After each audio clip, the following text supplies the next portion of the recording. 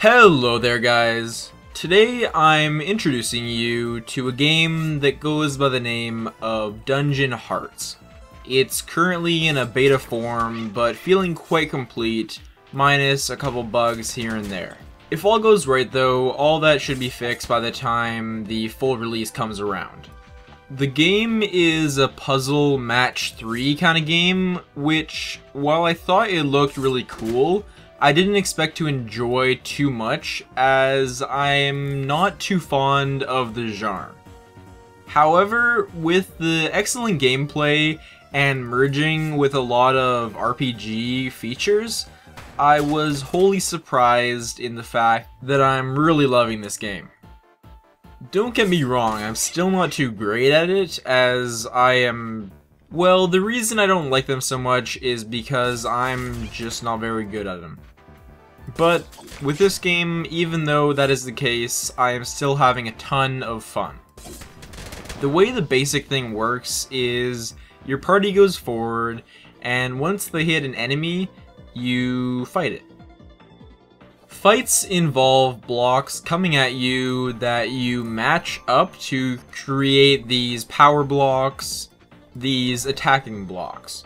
These attacking blocks hit your enemy and do some damage to him, and then there's also these enemy attacking blocks that you can destroy with yours. So as long as you combo it in the same row, you should be good.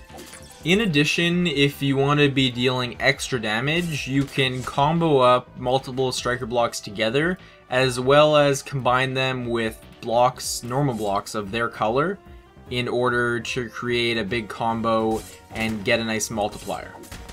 So the basic gameplay there involves a lot of frantic matching and positioning in order to get good damage off, and in order to defend against whatever the enemy is sending your way. As you go farther and farther into the game, you level up your characters in an interesting segment where you actually have to match blocks almost in more of a traditional puzzle style, and each color corresponds to a character, and however many matches you get between fights determines which characters will level up and how many levels they will gain. At certain levels, your characters will get some special abilities, which will help you fight the enemy. And then there's just more and more mechanics that are added as you go along, and that you have to work around. There's walls, blocks that can't be moved, lifesteal boxes, and many more. They have some pretty good pacing with that mechanic adding, and it doesn't get too boring. Just more and more difficult and more frantic. When a member of your party gets taken out, they will go down for a while, and a whole color of block can no longer be used. I already mentioned each character corresponds to one color block, and whenever they're down, those blocks will still come, but basically they just take up space and cannot be matched at all. So fights kind of get harder and harder as you go along them if you lose party members, and it kind of gets really hard to survive after you've lost one or two. If you do get lucky enough to do that and get through a fight, then your party members will get back up. But if your whole party decides to wipe out, then it is game over.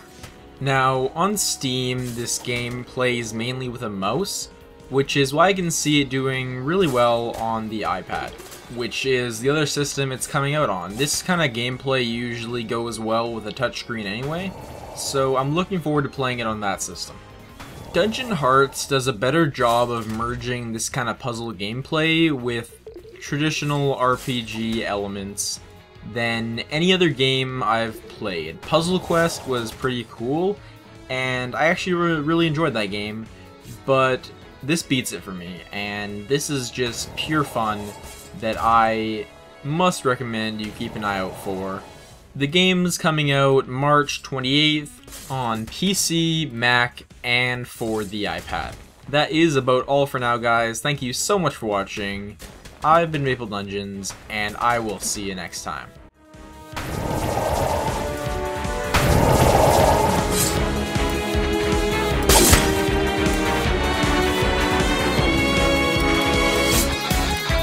Bye.